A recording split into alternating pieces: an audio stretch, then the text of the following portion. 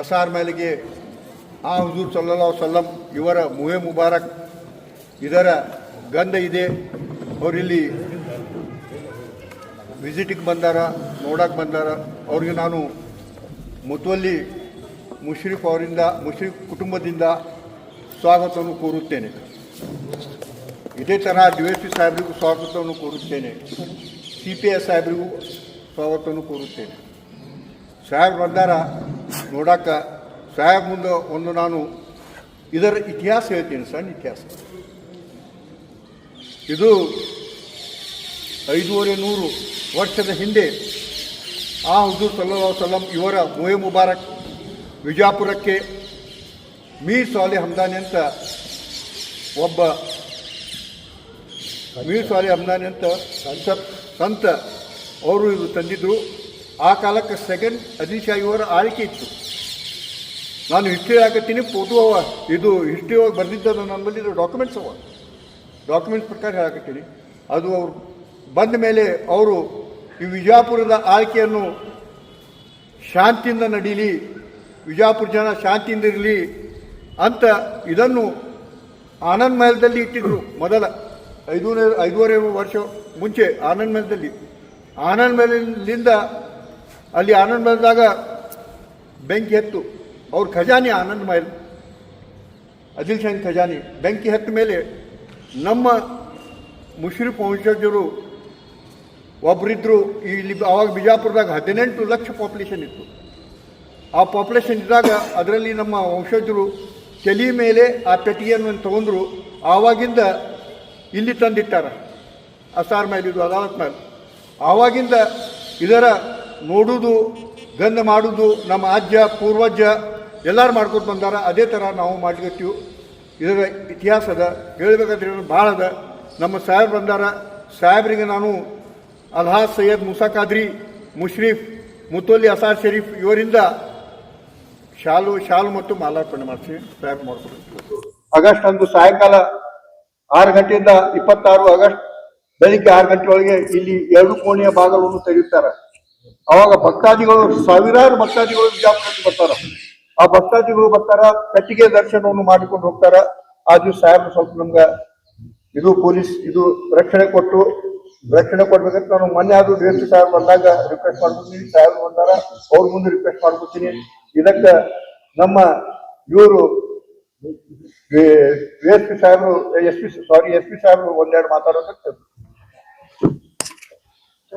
ನಮ್ಮ SP ಸಾಹೇಬ್ ಮಾತಾಡ್ತಾರೆ. So ಎಲ್ಲರಿಗೂ ನಮಸ್ಕಾರ. ಬರುವಂತಹ ಆಗಸ್ಟ್ 26ನೇ ತಾರೀಕು ಈದ್ ಮಿಲಾದ್ ಹಬ್ಬ ಇರುತ್ತೆ.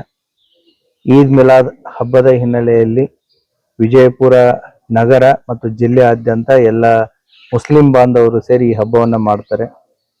25ನೇ ತಾರೀಕು ವಿಶೇಷತೆ ಏನು ಅಂತಂತಂದ್ರೆ, ಅವತ್ತಿನ ದಿನಾನೂ ಕೂಡ ನಮ್ಮ ವಿಜಯಪುರ ಜಿಲ್ಲೆಯಲ್ಲಿ ಪ್ರೊಸೆಷನ್ನ ಜೊತೆಗೆ ಅಸರ್ ಮಹಲ್ದಲ್ಲಿ ಒಂದು ಕಾರ್ಯಕ್ರಮ ಇದೆ.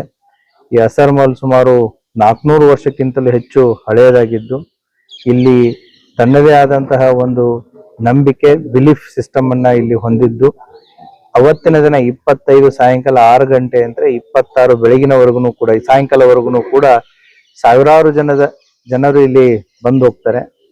ಅವತ್ತು ಸಾಯಂಕಾಲ ಹಕೀಂ ಚೌಕಿಂತ ಪ್ರೊಸೆಷನ್ ಸ್ಟಾರ್ಟ್ ಆಗಿ ಗಾಂಧಿ ಚೌಕಿಗೆ ಬಂದು ಅದು ಅಸರ್ ಮಹಲ್ಗೆ ಬಂದು ಜಾಯಿನ್ ಆಗುತ್ತೆ.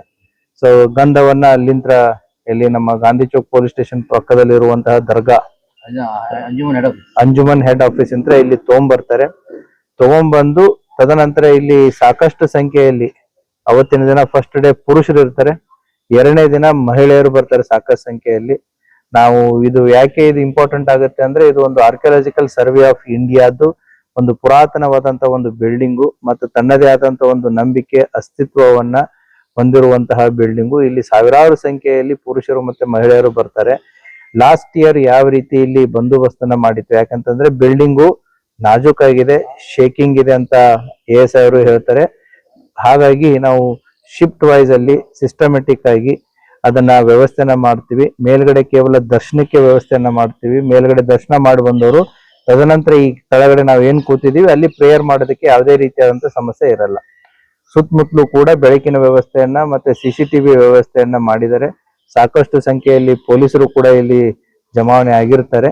ಹಾಗಾಗಿ ಇದೊಂದು ಹಬ್ಬದ ಸಮಾರಂಭ ಇರೋದ್ರಿಂದ ಪೊಲೀಸ್ ಇಲಾಖೆ ಎಲ್ಲ ರೀತಿಯಿಂದ ಜನರಿಗೆ ಅನುಕೂಲ ಮಾಡಿಕೊಡೋದಕ್ಕೆ ಏನೆಲ್ಲ ವ್ಯವಸ್ಥೆಯನ್ನ ಮಾಡಬೇಕು ನಮ್ಮ ಅಧೀನಾಧಿಕಾರಿಗಳು ಅದನ್ನ ಸೇರಿ ಮಾಡ್ತಾರೆ. ಅದಕ್ಕಾಗಿ ತಮ್ಮೆಲ್ಲರ ಸಹಕಾರ ಅತಿ ಇಂಪಾರ್ಟೆಂಟ್ ಇರುತ್ತೆ.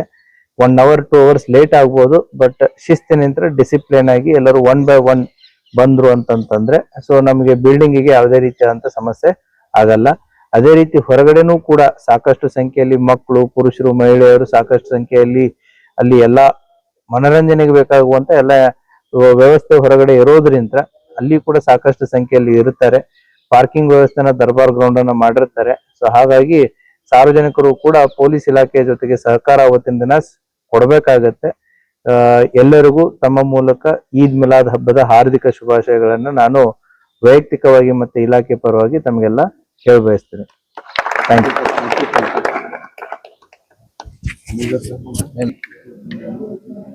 अस्सलाम वालेकुम वरहमतुल्लाहि वबरकातुहू।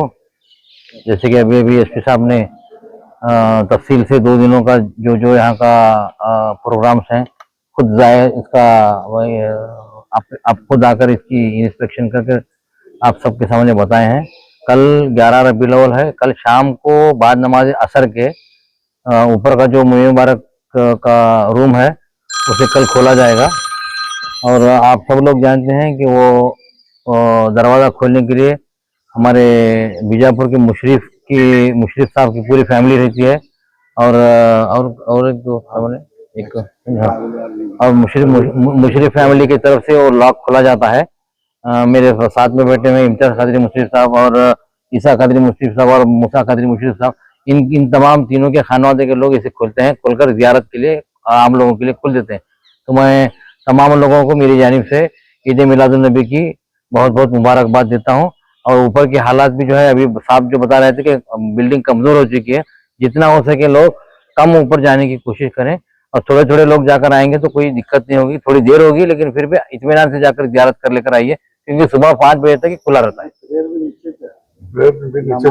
नमाज में ऊपर खाली जियारत कर को यहाँ